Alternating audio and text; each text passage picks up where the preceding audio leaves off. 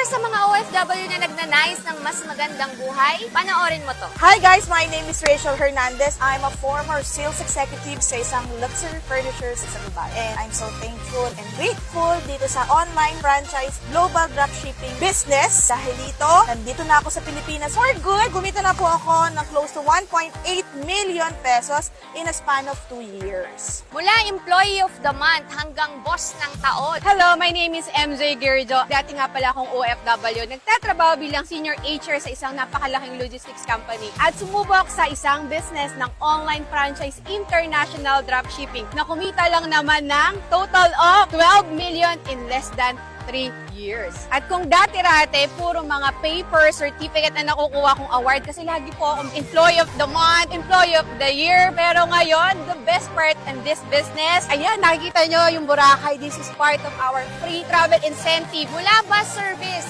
ngayon sports car. Hi, I'm Janet Yalong. I'm here now in Boracay. I used to be working as an OFW in Dubai and now I'm doing my online and global dropshipping business. I switched to this new career dahil sa pandemic. Isa akong napektuhan. But good news, you know what? Kumita na ako dito na 2.5 million pesos. At ang maganda dito, nagda-drive around na ako sa UAE with my own Chevrolet Camaro. Huwag ka nang matakot. Subukan mo lang to. Kahit may trabaho ka pa dyan, kumikita ka na, libre pa ang travel mo, kasama pa ang pamilya mo dito sa Pilipinas.